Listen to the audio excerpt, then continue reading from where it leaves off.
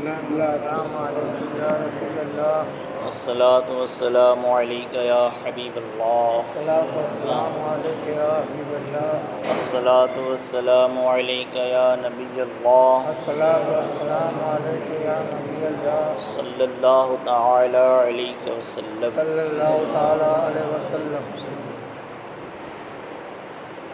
متفرق مسائل کا بیان چل رہا ہے، اس میں ابھی تک 11 مسائل بیان ہو چکے ہیں، 12ویں سے گفتگو ہوگی۔ 11ویں مسئلے میں آپ نے یہ سماعت کیا تھا کہ لوگوں کے ساتھ اچھی بات کرنا، نرم لہجے سے مسکراتے ہوئے پیش آنا ایک مستحب کام ہے، یعنی یہ ثواب کا کام ہے، مگر یہ ضرور ہے کہ مداہنت نہ ہو۔ مداہنت کا مطلب آپ کسی کے مذہب کی اتنی تعریف نہ کریں یا اس کے مذہب کے ایسی باتیں نہ بیان کریں یا اس کے تعلق سے خود ایسی باتیں بیان نہ کریں کہ وہ سمجھے کہ ہاں میری حالت کو یا میرے مذہب کو یہ شخص اچھا سمجھتا ہے۔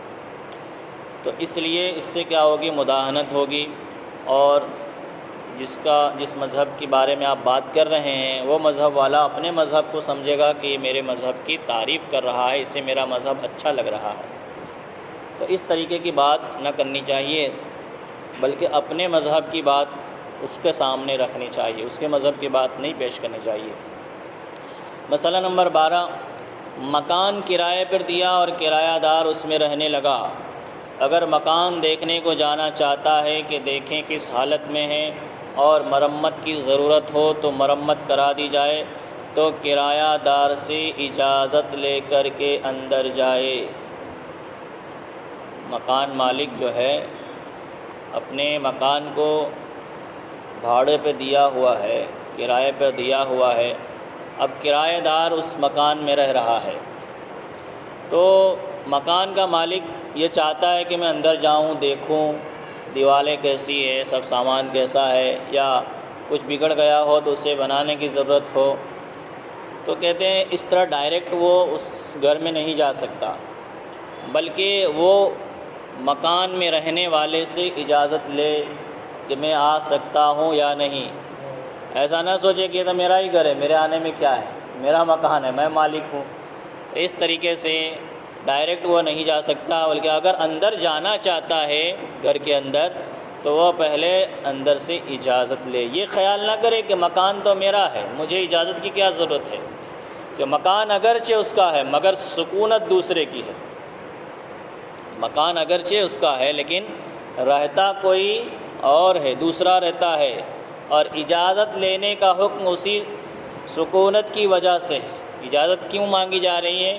کیونکہ اس گھر میں جو شخص رہ رہا ہے وقتی طور پر فی الحال وہ سمجھو کہ اس گھر کا مالک ہے، حقیقت میں وہ مالک نہیں ہے، لیکن رہ رہا ہے، رہنے کے اعتبار سے وہ کیا ہے؟ مالک ہے۔ اس کی حفاظت، اس کی ساری چیزوں کا خیال رکھنا یہ اس کے ذمے ہے، نہ کہ مالک روز روز آ کر کے دیکھے گا۔ اس نے تو ایک بار کرائے پہ دے دیا تو کبھی سال 2 سال میں دیکھے گا، تو اب اس کی حفاظت کرنا، اس میں رہنا سہنا وہ سب کیا ہے؟ کرایہ دار کا ہے، تو وہ اسے دیکھے، اس کی حفاظت کرے۔ تو اب وہ چونکہ اس میں رہ رہا ہے تو وہ اس کا وقتی طور پر مالک سمجھا جائے گا، سکونت کے اعتبار سے، یعنی رہنے کے اعتبار سے۔ تو اب مالک کا، مکان کا جو مالک ہے وہ اگر اندر جانا چاہتا ہے تو اجازت لے کر کے جائے، بغیر اجازت جائے گا تو خیانت ہوگی۔ مسئلہ نمبر 13، حمام میں جائے تو تہبند باندھ کر نہائے، لوگوں کے سامنے برہنہ ہونا ناجائز ہے۔ اس دور میں تو حمام نہیں ہوتا، پچھلے دور میں کیا ہوتا تھا؟ گھر گھر باتھ روم نہیں ہوتے تھے، تو شہر کے اندر، گاؤں کے اندر ایک ایسا حوض جیسا بنا دیا جاتا تھا، یا اس کے قریب میں کچھ ایسے باتھ روم بنا دیے جاتے تھے جس میں جا کر کے لوگ کیا نہاتے تھے۔ تو وہاں کچھ نل لگا دیے جاتے تھے جہاں جا کر کے لوگ نہاتے تھے۔ تو اب کہتے ہیں وہاں تو سب کے سامنے نہانا ہے، تو وہاں برہنہ نہ نہائے۔ برہنہ مطلب سطر کو کھلا ہوا رکھ کر کے نہ نہائے۔ تنہائی میں جہاں کسی کی نظر پڑنے کا احتمال نہ ہو، برہنہ ہو کر بھی غسل کر سکتا ہے۔ اگر آپ تنہا نہا رہے ہیں، جہاں کسی کی نظر پڑنے کا اندیشہ نہ ہو، کوئی دیکھنے والا نہ ہو، آپ دروازہ کر کے برہنہ بھی یعنی بغیر سطر ڈھانکے بھی نہ آپ نہا سکتے ہیں، اس میں کوئی حرج نہیں، لیکن لوگوں کے سامنے نہائے تو گھٹنے سے لے کر کے ناف تک چھپا ہونا ضروری ہے، کیونکہ یہ ستر عورت ہے اور ستر عورت کا چھپانا فرض ہے، دکھانا حرام ہے۔ تو بہت سارے لوگ ناواقفی کی وجہ سے چڈے پہن کے نہانے لگتے ہیں، بہت سارے لوگ تفریح کے لیے نکلتے ہیں، واکنگ کے لیے تو چڈا پہن لیتے ہیں، گھٹنا دکھتا ہے، یہ حرام کام کرتے ہیں۔ جم میں جانے والے لوگ جم میں جاتے ہیں تو وہاں چڈا پہن کر کے لوگوں کے سامنے جاتے ہیں، تو یہ بھی کیا ہے؟ حرام ہے۔ ستر کا دکھانا، ستر کا معنی ہوتا ہے چھپانا، اس کو دکھانا نہیں۔ تو مرد کے لیے ستر کتنا ہے؟ گھٹنے سے لے کر کے ناف تک، ڈوٹی تک یہ کیا ہے؟ ستر ہے، اتنا چھپانا ضروری ہے، فرض ہے۔ اگر نہیں چھپائے گا، دکھائے گا تو یہ حرام کام ہوگا، اس لیے نہانے کے وقت بھی اتنا چھپا کر ہی نہائے۔ اگر تنہا نہ رہا ہے تو اگر نہیں چھپایا ہے تو کوئی حرج نہیں۔ اسی طرح تالاب یا دریا میں جب کہ ناف سے اونچا پانی ہو برہنہ نہا سکتا ہے۔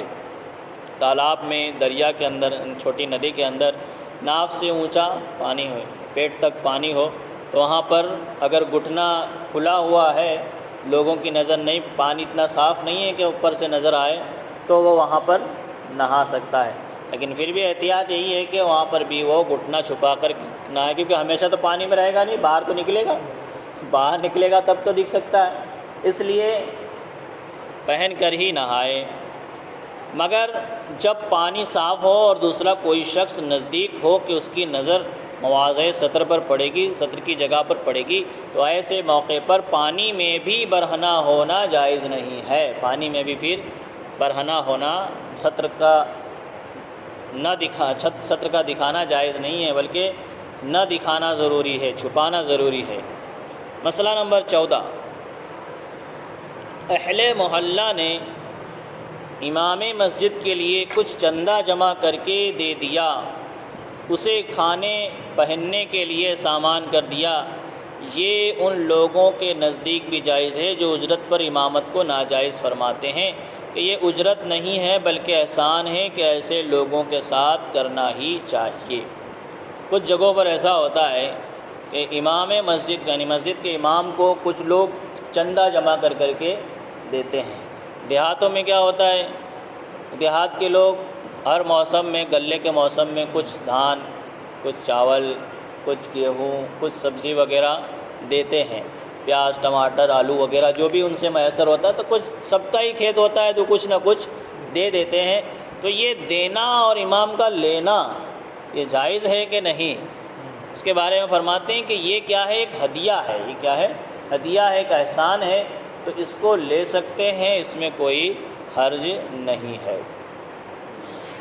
مسئلہ نمبر 15، جو شخص مقتدا اور مذہبی پیشوا ہو، مقتدا مطلب با اثر، جس کا معاشرے میں کچھ عزت ہو معاشرے میں، دینی اعتبار سے، دنیاوی اعتبار سے نہیں، دینی اعتبار سے اس کی کچھ عزت ہو۔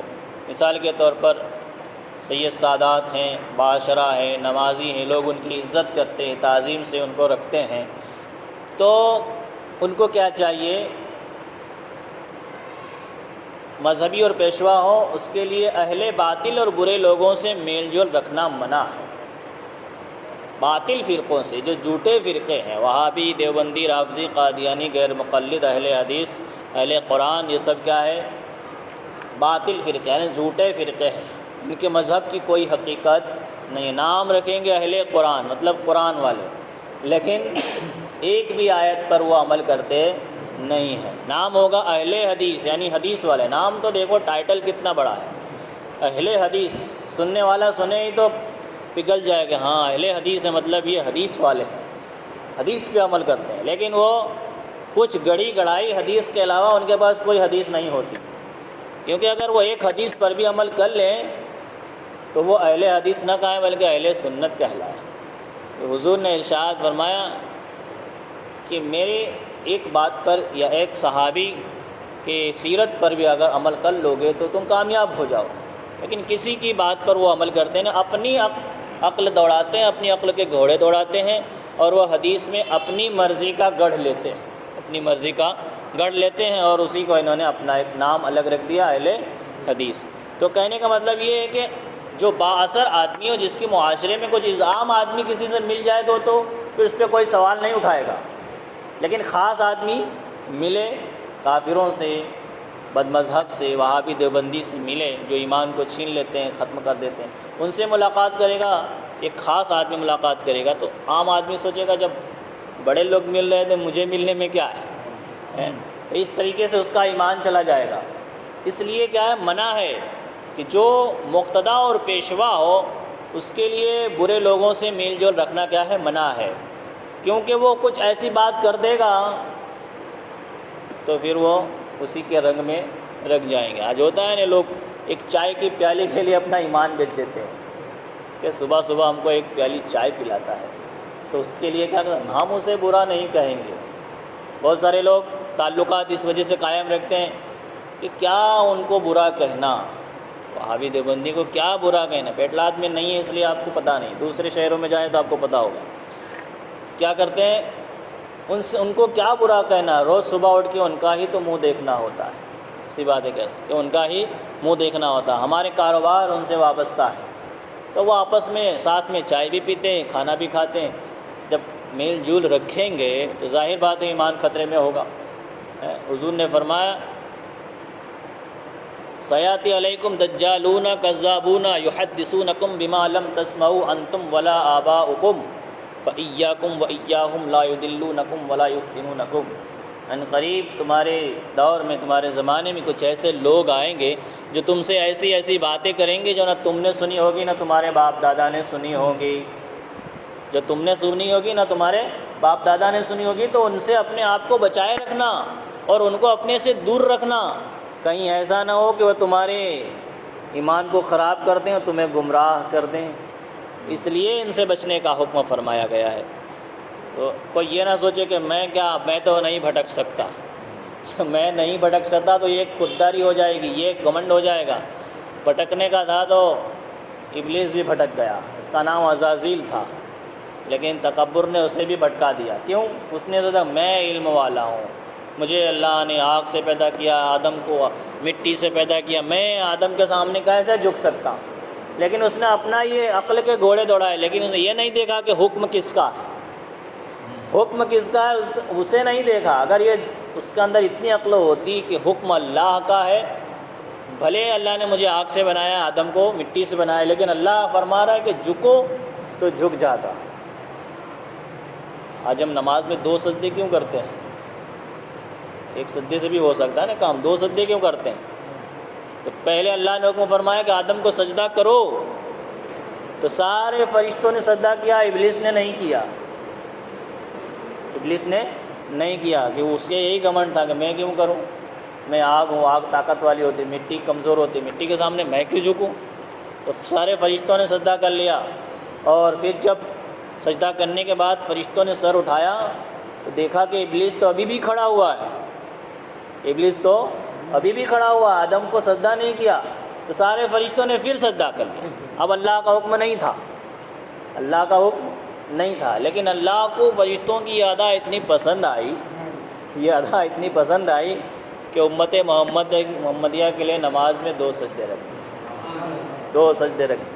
اللہ کو یہ ادا پسند آئی، فرشتوں نے کیا سوچا کہ ابلیس ابھی بھی کھڑا ہے، ابھی بھی اس نے حکم نہیں مانا، اللہ کے غضب کا شکار ہے، فرشتوں نے پھر سجدہ کر لیا، لیکن ابلیس نے نہیں کیا۔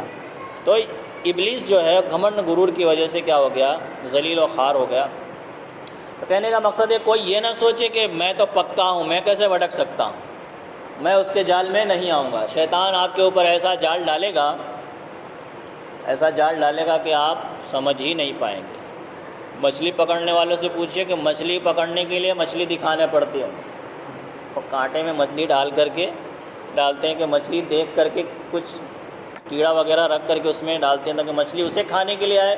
وہ تو سوچتی ہے کہ میرا شکار اچھا، میرا پیٹ بھر جائے گا، لیکن وہ کسی کا شکار ہو جاتا ہے۔ تو ایسا ہوتا ہے کہ ہم یہ سوچتے ہیں کہ ہم نہیں بھٹک سکتے، لیکن آپ کو ایسا پھنسا دے گا کہ آپ سمجھ نہیں پائیں گے۔ اس لیے ہمیشہ ایمان کی دولت سلامت رہے، اسی کی دعا کرنی چاہیے۔ ایمان پر خاتمہ ہو، اسی کی دعا کرنی چاہیے۔ دنیا کی دولت ملے نہ ملے، کچھ ملے نہ ملے، لیکن ایمان سلامت ہے تو انشاءاللہ ہم رسول اللہ کے، جنت رسول اللہ، لیکن پہلے ہم رسول اللہ کے ہو کر کے جائیں گے تبھی۔ تو جو با اثر شخص ہے، مقتدا اور پیشوا ہے، اسے اہل باطل سے نہیں ملنا چاہیے، اور عام لوگوں کو بھی نہیں ملنا چاہیے، ٹھیک ہے، کیونکہ عام لوگوں کو زیادہ وہ گمراہ کر دیتے ہیں۔ اللہ اور رسول کی باتیں کریں گے یہ کہہ کر لے جاتے ہیں، اور 4-5 دن کے بعد وہ ایسا ان کا ٹاپک بدلتا ہے کہ آپ بالکل پھسل جائیں گے، اور اس میں شیطان بھی شامل ہو جاتا ہے ہوا بھرنے کے لیے، اور اگر اس وجہ سے مدارت کرتا ہے کہ ایسا نہ کرنے میں وہ ظلم کرے گا تو مذائقہ نہیں، جبکہ یہ غیر معروف شخص ہو۔ اور کبھی کبھی ایسا ہوتا ہے کہ دوسرے سے ملنے میں کبھی کبھی برے آدمی سے بھی مل جل رکھنے پڑتی ہے، کیوں؟ اس وجہ سے کہ پڑوسی ہے، اگر ہم اس کا خیال نہیں رکھیں گے تو کہیں وہ ہمیں نقصان نہ پہنچائے، اس وجہ سے اس سے میل جول رکھنے پڑتی ہے، اس سے اچھے تعلقات رکھنے پڑتے ہیں۔ اگر یہ خطرہ ہو کہ اگر ہم اس کے ساتھ بے عزتی سے پیش آئیں گے تو اس سے تو کسی کی عزت پڑی نہیں، وہ سرے بازار ہماری عزت کے اوپر حملہ کر سکتا ہے۔ تو اپنی عزت محفوظ رکھنے کے لیے اس سے تعلقات قائم کرنا، جو غلط شخص ہے کچھ دیر کے لیے تو وہ کیا ہے، کر سکتا ہے۔ اس لیے فرمایا گیا کہ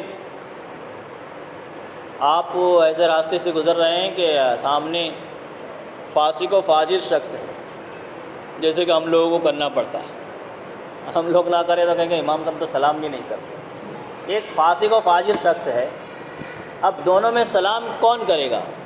سلام وہ کرے جو فاسق و فاجر ہے، نہ کہ عالم سلام کرے، لیکن پھر بھی سلام کرتے ہیں، کیوں؟ اگر نہیں کریں گے تو ہمارے اوپر ہی الٹا حملہ کرے گا، اب الٹا حملہ اپنے اوپر ہی کرے گا۔ تو ایسا مسئلہ آپ کے ساتھ پیش آ جائے کہ آپ کو سلام کرنا ہی پڑے گا اور اس کے علاوہ کوئی چارہ نہیں ہے، تو آپ اس سے بچنے کے لیے کیا کریں گے؟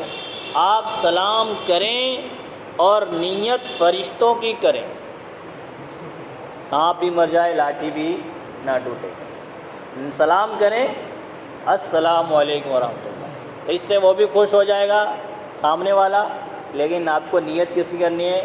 فرشتوں کو سلام کر رہا ہوں، تو اس سے آپ کا بھی معاملہ بن جائے گا، اس کا بھی معاملہ بن جائے گا۔ یہ ایک بچنے کی صورت رکھی گئی ہے، طریقہ رکھا گیا ہے کہ اب دونوں میں سے کرنا تو اسے تھا، لیکن مجبوری یہ ہے کہ تمہیں کرنا پڑے، تو تم ایسا طریقہ اپناؤ کہ دونوں کا کام ہو جائے۔